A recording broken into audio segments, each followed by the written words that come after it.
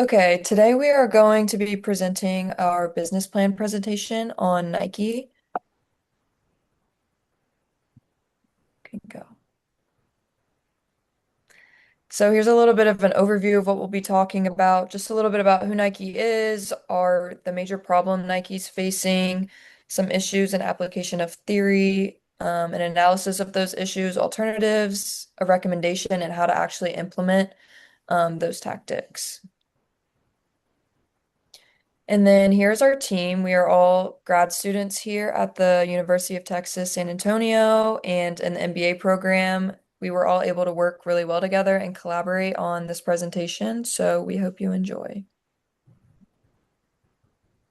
So who is Nike? They are a pretty well-known company, but they focus in athletic footwear, apparel, and sporting goods. The players slash the people that go into making this company go round are consumers, athletes, influencers, retailers, suppliers, manufacturers, employees, sports teams, and investors.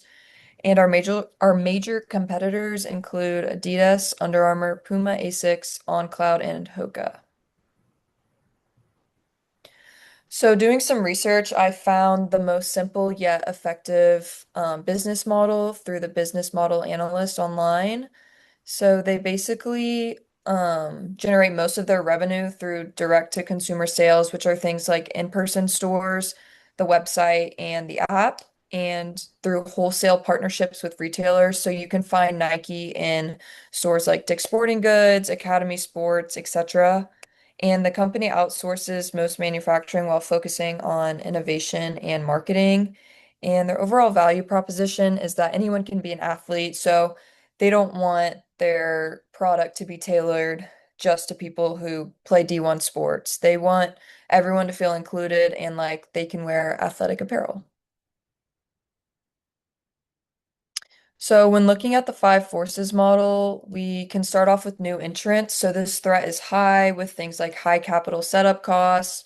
There's a high expertise in the athletic field. They produce at a massive scale. There's strict hurdles, and there's patents protecting this technology. With supplier power, this threat is low to moderate. There's multiple suppliers across many countries, usually smaller than Nike. And so this gives Nike the power to switch suppliers if needed. With buyer power, this is very high and elevated. There's millions of worldwide consumers. Usually only a few products are bought at a singular time or transaction. There's sensitivity to pricing, so this can go into the ability to substitute, which I'll touch on next. So if Nike has something sold for a really high price, a consumer can flip a switch and want to go buy something from Adidas instead. So again, they can easily switch brands and there are alternate products available. And with rivalry, this is also extremely high. There's a high number of competitors. Competitors also offer products with similar quality, so it kind of puts people neck and neck, and customers can easily switch brands based on cost.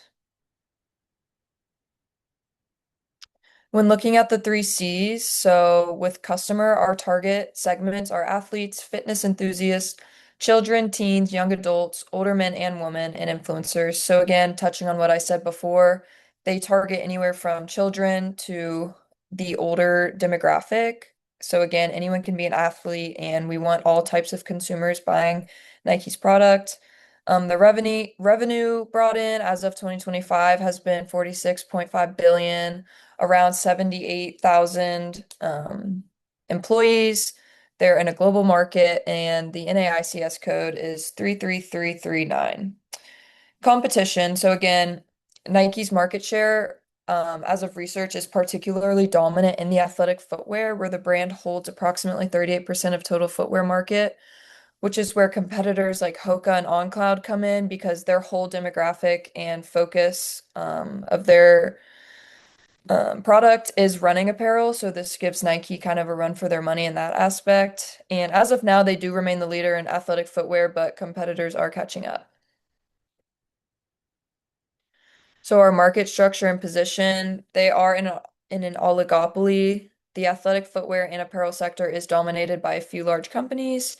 The key characteristics of this are high barriers to entry, differentiation, brand power, and mutual interdependence. Our position. So we are an undisputed industry leader. They are approximately 18 to 20% of the athletic footwear market. However, they are vulnerable with competitors closing the gap and prioritizing sustainable practices. The main rivals challenge Nike's market through targeted innovation and localized marketing.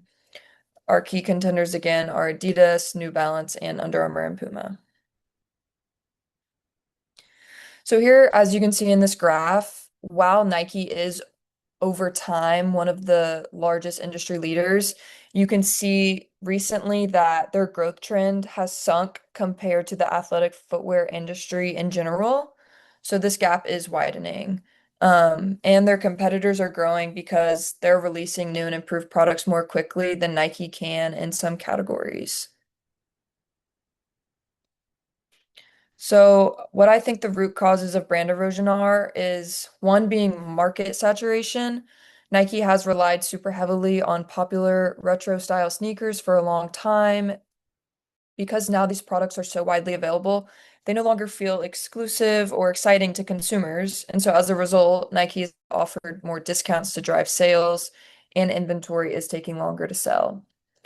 Next, evolving demands. So consumers place more importance on sustainability and ethical labor practices, and Nike has had some controversy with poor labor and factory conditions for workers. So this has weakened some trust in the brand. And emerging competitors, again, competing brands are attracting more customers through frequent product launches, collaborations, and marketing that connects with local audiences. Evaluating the gap. So the current state of Nike is their growth rate has flattened significantly over the past years. They still do lead the athletic footwear market, but again, are losing market share to competition.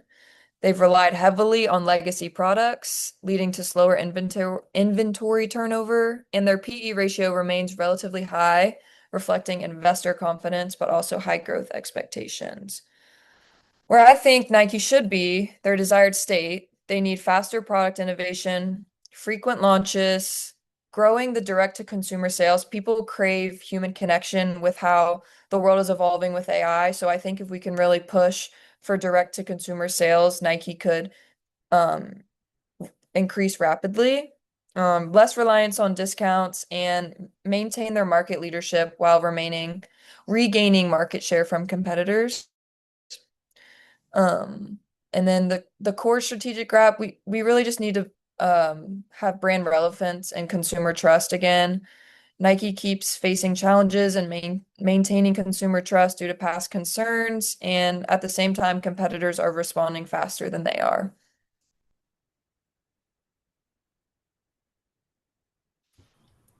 Okay, let's dive into the strategy by looking at the 5 Ps of marketing. Starting with product, Nike is shifting its focus back toward innovation and performance by investing more in high performance footwear while using limited capsule drops to create exclusivity. For price, Nike's protecting its premium image by reducing excessive discounting and creating clearer product tiers based on value. For place, Nike's balancing its direct-to-consumer strategy with stronger wholesale partnerships and more experience-focused retail spaces. For promotion, Nike's moving toward more authentic storytelling through community-focused campaigns and athlete and designer collaborations. And then for people, they're focusing on rebuilding trust through ethical supply chain practices and stronger internal collaboration. Nike's portfolio is divided into 3 main categories. The first is Pinnacle Performance, which includes products like the Alpha and Vapor series.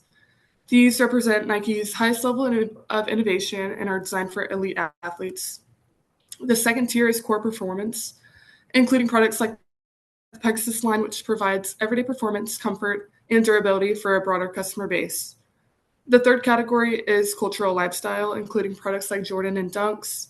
Nike's goal is to carefully manage these releases to maintain exclusivity and protect brand value. And together, these tiers allow Nike to serve different customer segments while maintaining its premium positioning. There are three major implementation risks. The first is financial pressure. Reducing discounts and limiting product availability can strengthen the brand, but it may reduce short term revenue. Second is supply chain and internal challenges. Nike must maintain ethical labor standards while improving collaboration and speed within the organization.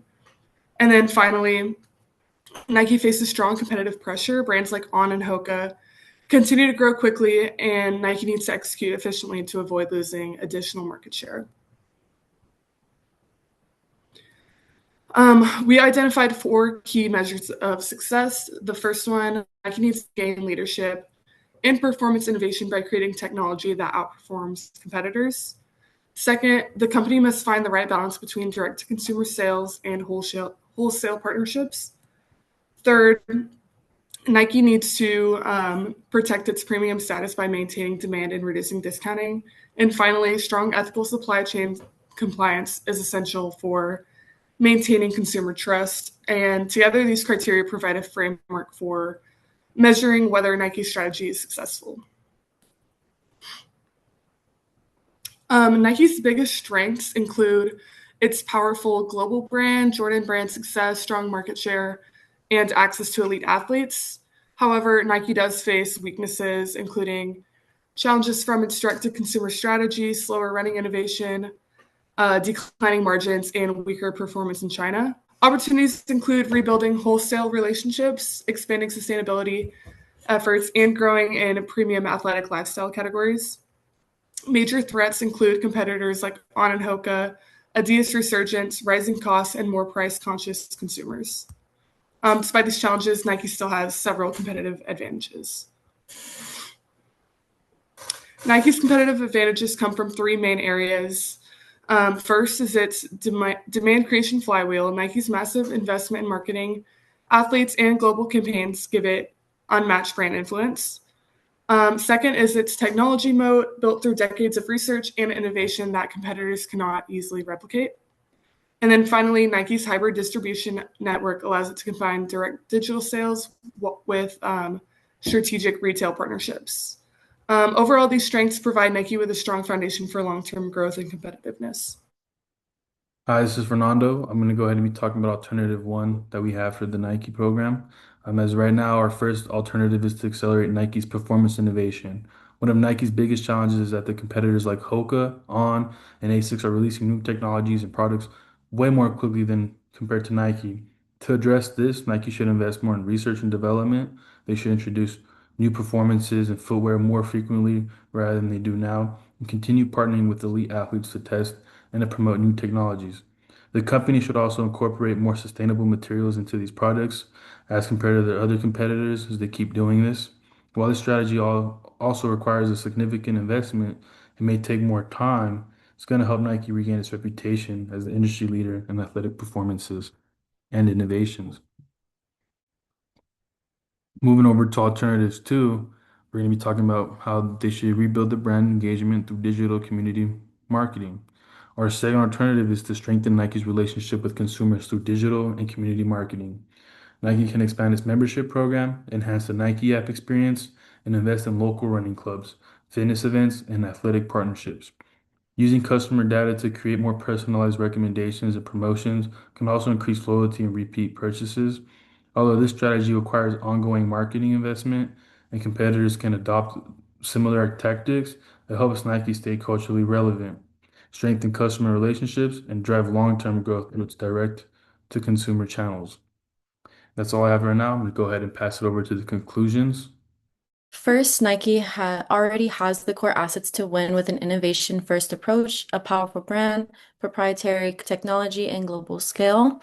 Second, competitors are outpacing Nike with faster product cycles.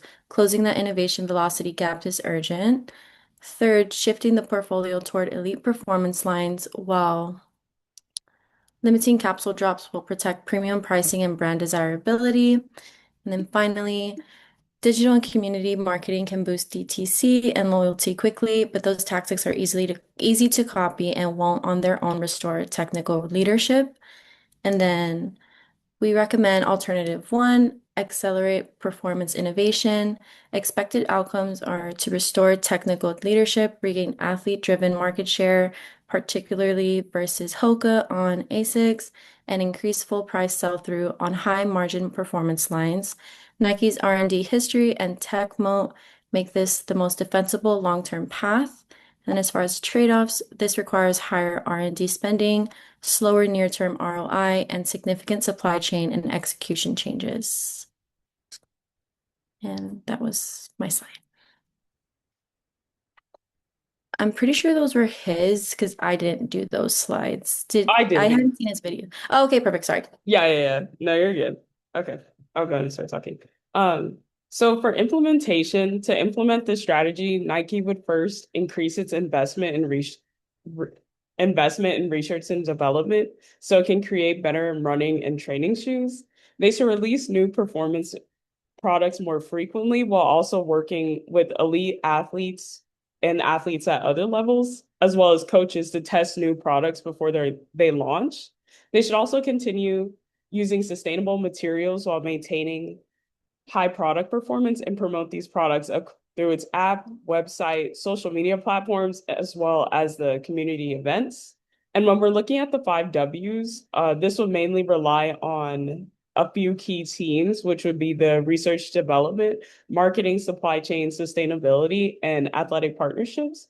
The goal ultimately is to develop these innovative products and bring them to market faster. This, therefore, would happen across Nike's global development centers, factories, and digital platforms.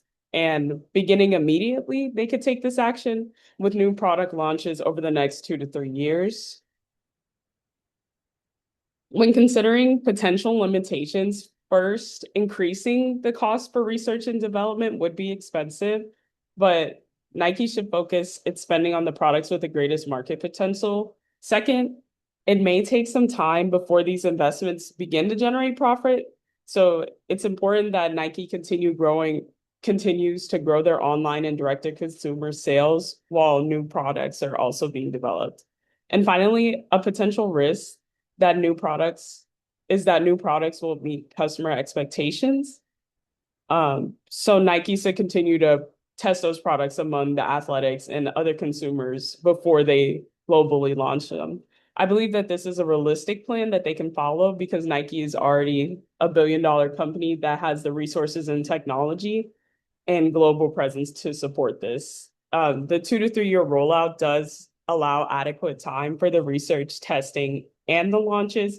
And with this, continuous improvements will help Nike stay competitive and grow revenue. And these are our resources, and thank you.